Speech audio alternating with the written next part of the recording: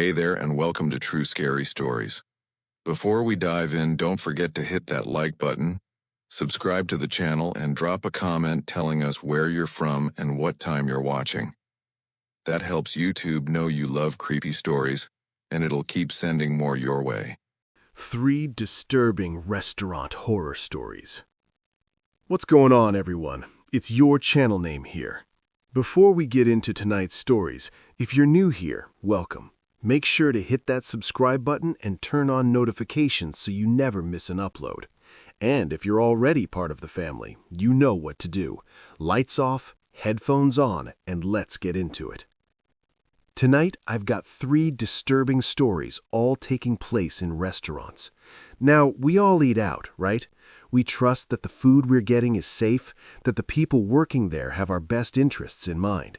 But what happens when that trust is broken? What happens when something sinister is lurking behind the kitchen doors or watching you from across the dining room? These stories were sent in by viewers like you, and I've got to say, after reading through them, I'm definitely going to think twice before ordering late-night takeout again. So without further delay, let's dive into tonight's first story. This first story comes from a guy named Trevor, who worked at a 24-hour diner just off Interstate 40 in Tennessee. Now, Trevor had been working the graveyard shift, 11 p.m. to 7 a.m., for about 6 months when this happened. He said the job wasn't bad, usually pretty quiet, mostly just truckers stopping in for coffee and the occasional drunk college kid looking for pancakes at 3 in the morning. The diner itself was one of those classic roadside places, you know the type. Red vinyl booths, checkered floor, a long counter with spinning stools, and a flickering neon sign out front that buzzed all night long. Trevor said he actually liked working nights because he didn't have to deal with the usual rush, and his manager barely came around, so he pretty much ran the place himself with just one cook in the back, a guy named Russell. It was a Tuesday night, sometime in October. Trevor remembers because Halloween decorations were still up, cheap plastic skeletons and fake cobwebs that the day shift had put up. The night started off normal. A couple of truckers came and went, Russell was back in the kitchen listening to some talk radio show, and Trevor was wiping down the counter for probably the 3rd time that hour, just to stay busy. Around 1:30 a.m., the door chimed, and this guy walked in. Trevor said the first thing he noticed was how the guy was dressed. He was wearing this long, dark overcoat, which was weird because it wasn't even cold out, maybe 60 degrees. Under the coat, Trevor could see what looked like a suit, all black with a white shirt buttoned all the way up to the collar. No tie, though. The guy's face was pale, really pale, and he had these dark circles under his eyes like he hadn't slept in weeks. But what really creeped Trevor out was the smile. The guy walked in with this huge smile on his face, ear to ear, showing all his teeth. It wasn't a friendly smile, though. Trevor said it looked forced, like someone had told him to smile for a photo and he was holding it way too long. "Welcome to Mel's Diner," Trevor said, trying to sound cheerful. "Sit anywhere you'd like." The guy didn't say anything. He just kept smiling and walked over to a booth in the far corner of the diner, the one right next to the restroom hallway. He sat down with his back to the wall, facing the entrance, and just stared at Trevor. Trevor grabbed a menu and walked over. "Can I get you started with some coffee or water?" The guy's smile somehow got wider. "Coffee, black, and I'll have the steak, rare, very rare." His voice was quiet, almost a whisper, but it had this weird quality to it that made Trevor's skin crawl. He couldn't quite put his finger on it. Maybe it was too formal, too precise, like English wasn't his first language, but he'd studied it really carefully. "Sure thing," Trevor said. "1 steak, rare. That'll be out shortly." He went back to the kitchen and gave Russell the order. Russell barely looked up from his phone, just grunted and tossed a steak on the grill. Trevor poured the coffee and brought it over to the guy. The whole time Trevor was walking over, the guy never broke eye contact, didn't look at the menu on the table, didn't look at his phone, didn't even blink, just stared directly at Trevor with that massive, unnerving smile. Trevor set the coffee down. Your steak should be ready in about 15 minutes. Thank you, the guy whispered. Then he did something that made Trevor's blood run cold. He leaned forward, still maintaining that horrible smile, and said, "You work here alone." Trevor felt every hair on his neck stand up. No, cook's in the back." The guy's eyes flicked toward the kitchen, then back to Trevor. "Just the two of you, then. Must get lonely." "We manage," Trevor said, trying to keep his voice steady. He backed away from the table and returned to the counter, but he could feel the guy's eyes burning into his back. For the next 15 minutes, Trevor tried to busy himself with cleaning, refilling napkin holders, anything to avoid looking at the corner booth. But every single time he glanced over, the guy was still staring at him, still smiling, coffee sitting untouched on the table. When the steak was ready, Trevor brought it over. Russell had cooked it rare like the guy asked, dark red in the middle, barely seared on the outside. The guy looked down at the plate, and for the first time since he'd walked in, his smile faded just a little. "This is too cooked," he said quietly. "I'm sorry? You ordered it rare." "I said very rare." The guy's voice was still a whisper, but there was an edge to it now. "I need it colder." "I can have the cook make you another one," Trevor offered, reaching for the plate. The guy's hand shot out and grabbed Trevor's wrist. His skin was ice cold, and his grip was strong, way stronger than Trevor expected. "No need," the guy said, that smile returning full force. "I'll eat it." He let go of Trevor's wrist, and Trevor practically stumbled backward. His heart was hammering in his chest. He went back behind the counter and watched as the guy cut into the steak with his knife. The way he ate was methodical, deliberate. He'd cut a piece, stare at it for a few seconds, then put it in his mouth and chew slowly, never breaking eye contact with Trevor. About 20 minutes passed. The diner was completely empty except for the two of them and Russell in the kitchen. The fluorescent lights flickered overhead, and somewhere in the building a pipe was dripping. Drip, drip, drip. Then the guy stood up.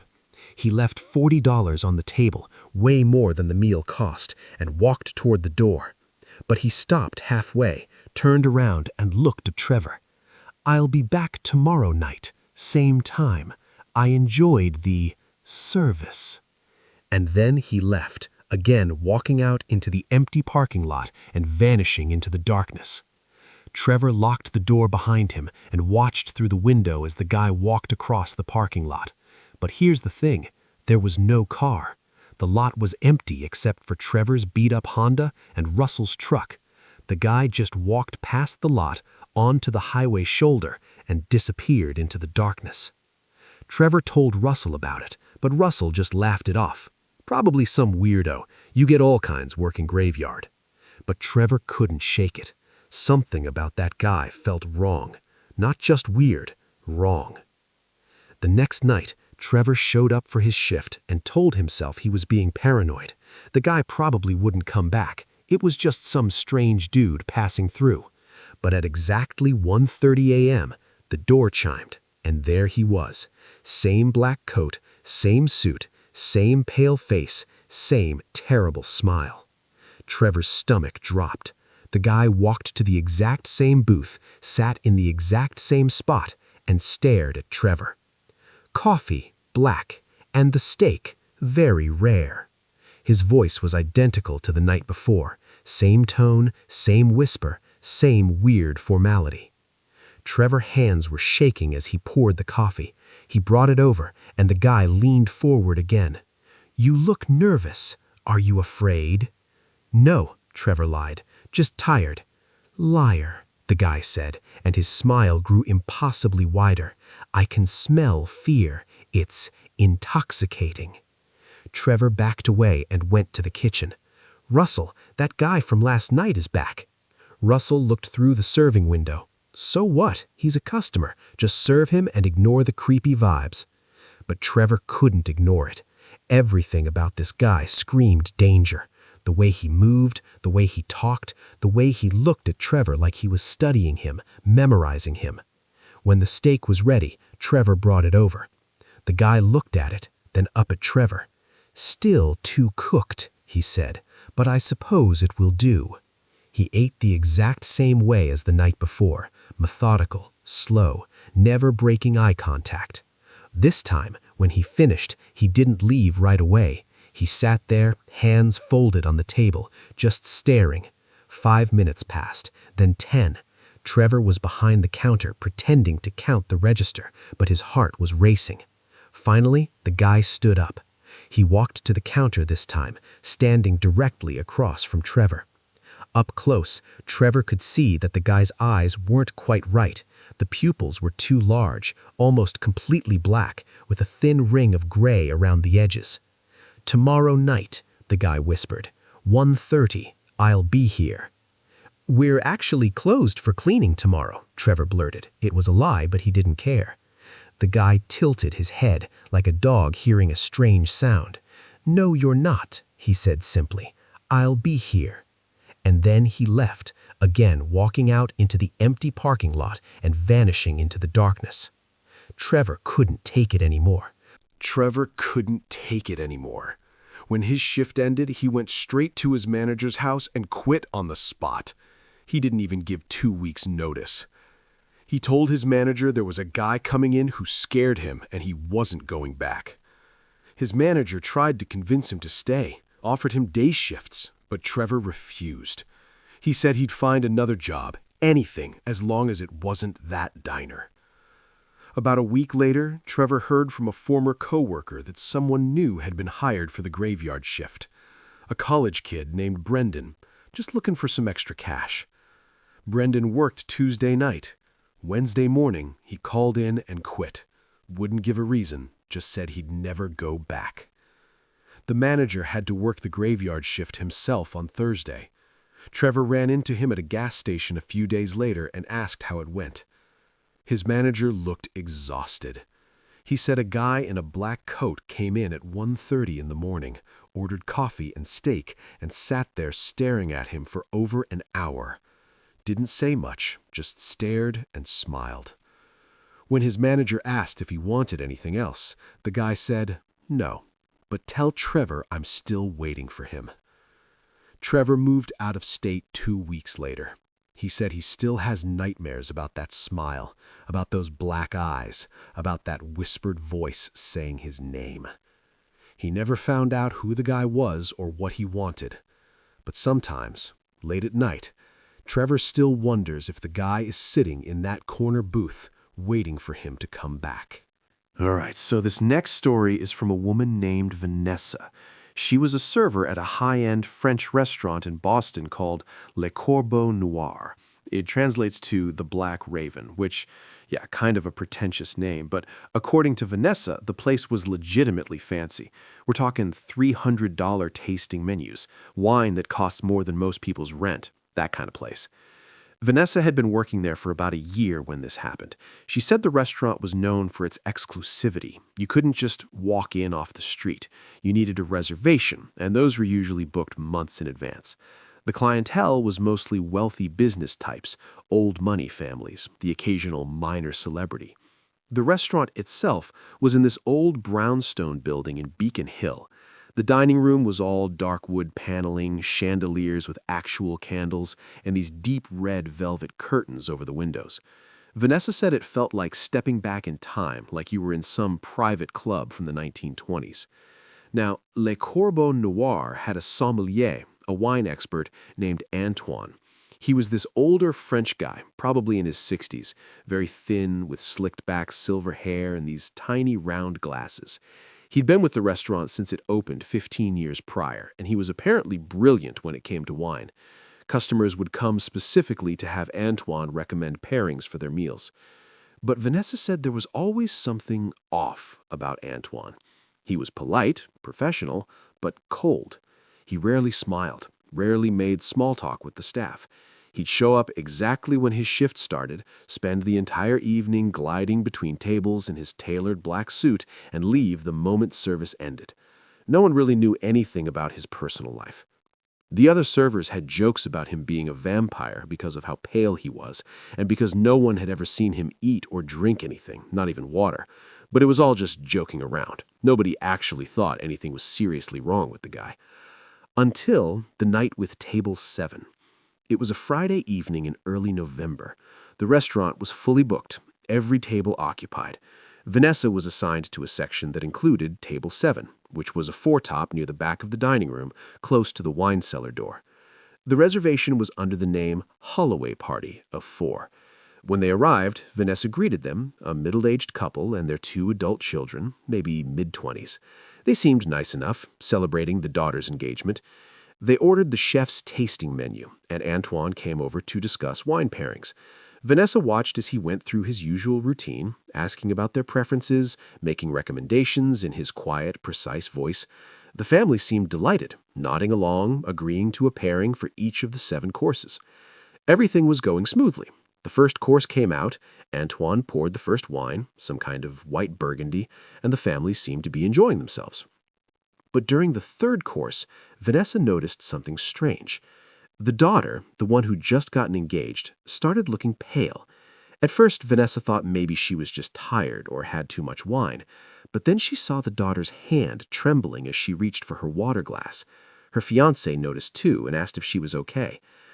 "I feel weird, like everything's spinning." Her mother looked concerned. "Maybe you should go to the restroom, splash some water on your face." The daughter nodded and stood up, but her legs buckled almost immediately.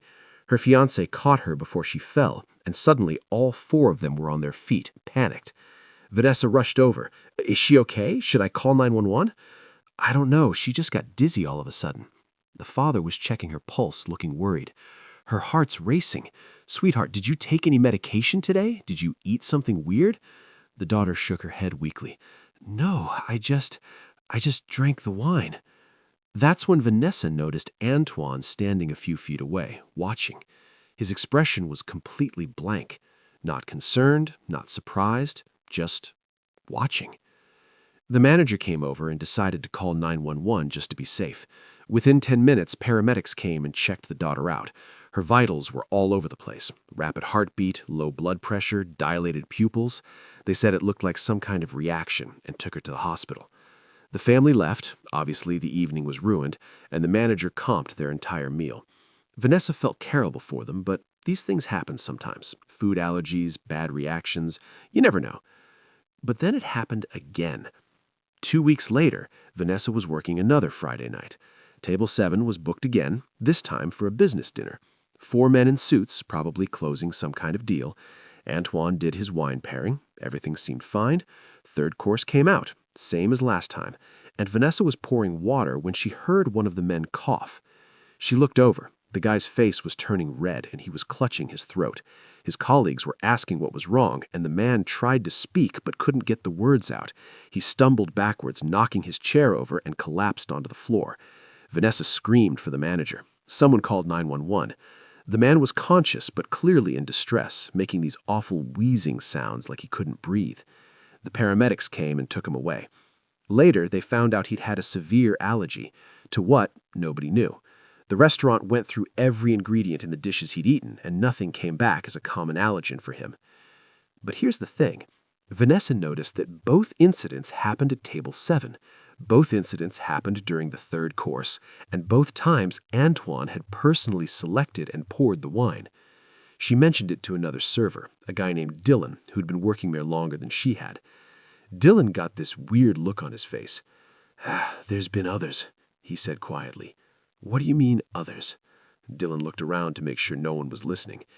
"In the past, there's been maybe 6 or 7 incidents. Always Table 7, always during service. People getting sick, passing out, allergies.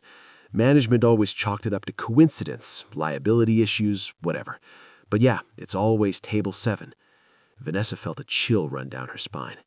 "And Antoine is always the one serving them wine?" Dylan nodded slowly. "Yeah, every time." Vanessa didn't want to jump to conclusions. Maybe it really was just terrible luck. But she couldn't shake the feeling that something was wrong. She decided to do some digging. After her shift one night, she stayed late and convinced the manager she needed to check something in the reservation system. She pulled up the records for Table 7 going back 5 years. What she found made her stomach turn. Every single incident Dylan mentioned, she found in the records, 7 total, including the 2 she'd witnessed. And every single time the table had been booked for 4 people, and every single time Antoine had been working. But that's not even the strangest part. She noticed that between each incident, there was always exactly 14 days, 2 weeks. The incidents were spaced perfectly, like clockwork. Vanessa knew she should probably go to the police, but with what? A hunch? A pattern? She had no proof that Antoine had done anything wrong. For all she knew, it really could just be terrible luck. But then she remembered something. The wine cellar. Le Corbeau Noir had this massive wine cellar in the basement, accessible through a door near table 7. Antoine was the only one with a key besides the manager. He'd go down there multiple times during service to retrieve bottles, sometimes for 10 or 15 minutes at a time. Vanessa had never been down there. It was Antoine's domain. She waited until the restaurant closed one night. The manager left around midnight, and the cleaning crew didn't come until 1 a.m. Vanessa knew where the spare keys were kept, in the manager's office in a lockbox under the desk. The combination was written on a sticky note because the manager could never remember it. She got the key to the wine cellar. Her hands were shaking as she unlocked the door. The stairs leading down were narrow and steep, lit by a single flickering bulb. The temperature dropped as she descended, and she could see her breath in the cold air. The cellar was huge, much bigger than she had imagined. Rows and rows of wine racks stretched into the darkness, filled with hundreds of bottles. But that's not what caught her attention. At the very back of the cellar, past all the wine racks, there was a small door. It was old, made of heavy wood, with a padlock on it. Vanessa approached it slowly. Her heart was pounding so hard she could hear it in her ears. She tried the padlock, but it was secure. Then she noticed something on the floor near the door. Small, dark stains, almost black in the dim light. She knelt down and touched one with her finger. It was sticky, fresh. That's when she heard it, a sound coming from behind the door. Quiet, almost imperceptible. A wet, rhythmic sound. Breathing. Someone was behind that door, and they were breathing. Vanessa stumbled backwards, nearly tripping over a wine crate. She turned and ran up the stairs, not caring about the noise she was making. She slammed the wine cellar door shut, locked it, and ran out of the restaurant. She called the police from her car, told them everything, the incidents, the pattern, the locked door, and the wine cellar. When the police arrived and searched the cellar, they found the door. They broke the padlock. Behind it was a small room, maybe 8 by 8, no windows, a concrete floor. And in the center of the room was a metal drain. The room was empty, but the floor was wet, and it smelled like copper. The police questioned Antoine, but he had an alibi for that night. He was at a dinner party across town, confirmed by multiple witnesses. He claimed he had no idea what the room was for, said it must have been there when the restaurant took over the building. No charges were filed. There was no evidence of any crime. But here's the thing. When the police tested the stains in that room, they came back as blood, human blood, multiple sources. Antoine disappeared 3 days later, just didn't show up for work. The restaurant tried to call him, went to his apartment, but he was gone. All his belongings were still there, but Antoine himself had vanished. The restaurant closed down a month later. Too much bad press, people were freaked out. Vanessa quit and moved to New York. She said she still has nightmares about that breathing sound behind the door. And sometimes, late at night, she wonders who was in that room and what happened to them. This last story comes from a guy named Kevin, and I've got to warn you, this one's probably the most disturbing of the 3. Kevin was working at a fast food burger place. He didn't want me to say which chain, but it's one of the big ones. You'd recognize it. He was 19 years old, saving up money for college, working the closing shift. The restaurant closed at midnight, and Kevin's job was to work the drive-thru window from 8 p.m. until close, then help the manager clean up. Usually they'd be out of there by 12:30, 1 o'clock at the latest.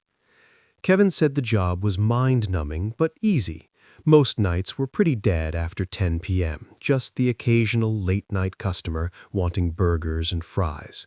The staff was small on closing shifts, just Kevin, a manager named Patricia, and one cook named Joel. This particular night was a Wednesday in late December.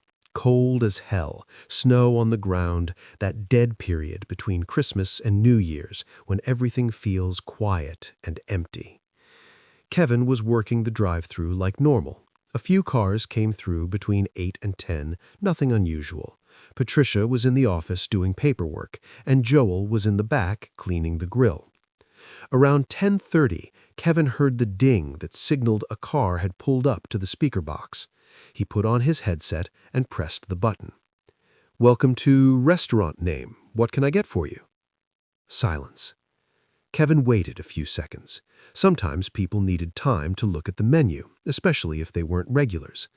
"Hello?" he said. "Can I take your order?" Still nothing.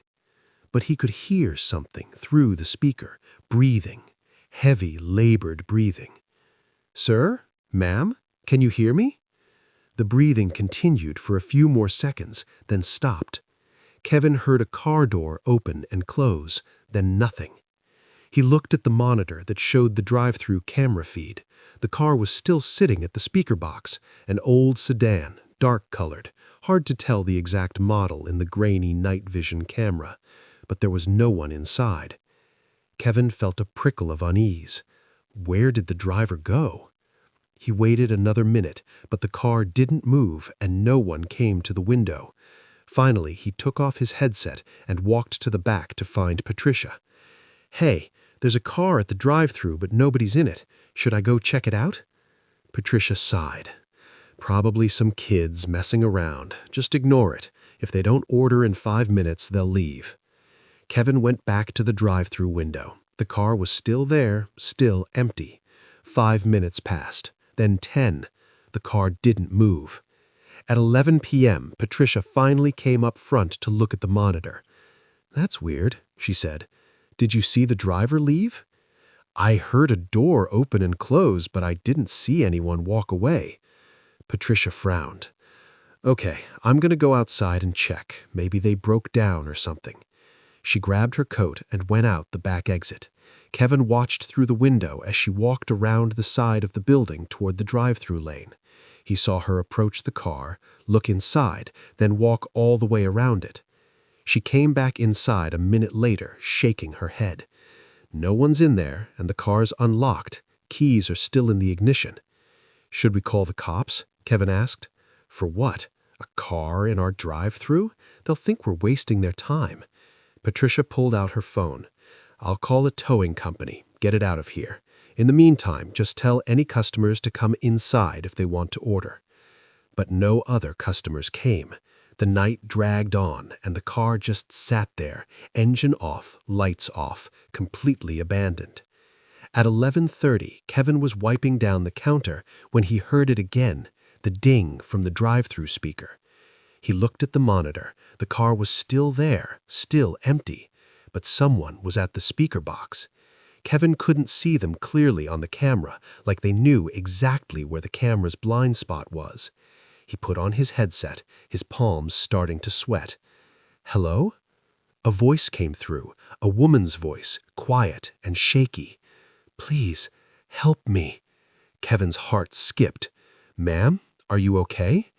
"He's coming back," the voice said, barely above a whisper. "Please, you have to help me. He's coming back." "Who's coming back? Ma'am, do you need me to call the police?" "He left me in the trunk," she said, and Kevin's blood ran cold. "He went to get something, but he's coming back. Please, please help me."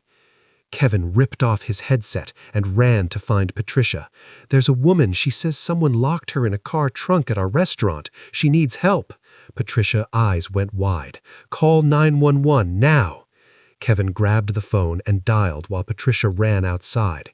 He watched through the window as she sprinted to the car, popped the trunk, but Kevin couldn't see from his angle whether anyone was inside. The 911 operator answered. "911, what's your emergency?" "There's a woman. She said someone locked her in a car trunk at our restaurant. What's your location?" Kevin gave the address, his hands shaking. "My manager's outside with her now." "Sir, I need you to stay calm. Officers are on their way. Is the woman injured?" "I don't know. I can't see." Kevin watched as Patricia stood up from the trunk and looked around, confused. She walked back inside. "There's no one in the trunk," she said. "It's empty." Kevin felt like he couldn't breathe. "But I heard her. She said she was in the trunk." Patricia looked scared now, which made Kevin even more terrified because Patricia never looked scared. "Kevin, there's no one out there." The 911 operator was still on the line. Kevin told them what Patricia had said, and the operator confirmed police were on their way to check it out anyway. 3 squad cars showed up within 10 minutes. The officers searched the car, searched the entire perimeter of the restaurant, checked the trunk multiple times. Nothing. No woman, no signs of anyone. One of the officers came inside to talk to Kevin. "Son, are you sure about what you heard?" "Yes," Kevin insisted. "She said someone locked her in the trunk. She said he was coming back." The officer exchanged a glance with Patricia. "Well, there's no one there now. The car's registered to a Walter Finch, reported stolen 3 days ago from a parking garage downtown. We'll tow it and process it for evidence, but there's no indication anyone was in that trunk recently." After the police left and the tow truck hauled the car away, Kevin and Patricia stood in the empty restaurant. It was nearly 1 a.m. now. "I know what I heard," Kevin said quietly. "I believe you," Patricia said, but Kevin could tell she didn't, not really. They finished closing up in silence. Kevin kept looking out the windows, half expecting to see someone standing in the parking lot watching them. As they were leaving, Patricia locked the back door and they walked to their cars. Kevin's was parked at the far end of the lot under a broken streetlight. "Want me to walk you to your car?" Patricia offered. "Nah, I'm good," Kevin said, even though he really wasn't. Patricia got in her car and drove off, leaving Kevin alone in the dark parking lot. He walked quickly toward his car, keys already in hand. That's when he saw her. A woman standing next to his car. She was wearing a thin dress, no coat, even though it was below freezing. Her hair was wet and stringy, hanging in her face. Kevin stopped walking. "Hello?" The woman didn't respond. She just stood there, swaying slightly. "Are you okay?" Kevin called out. "Do you need help?" The woman tilted her head up, and Kevin saw her face. Her eyes were completely black. Not just the pupils, the entire eye, from edge to edge, pure black. And her mouth was open in a silent scream, too wide, wider than any mouth should be able to open. Kevin stumbled backwards, his keys falling from his hand. The woman took a step toward him. "Help me," she said, but her mouth didn't move. The voice came from somewhere else, somewhere behind Kevin. He spun around. Nothing there. When he turned back, the woman was gone. Kevin ran. He didn't even grab his keys, just ran back to the restaurant and pounded on the door. Patricia was already gone. The building was locked. He pulled out his phone and called 911 for the second time that night, his voice breaking as he tried to explain that there was a woman, something was wrong with her eyes, she was at his car, but now she's gone. The operator tried to calm him down, said they'd send an officer to check it out.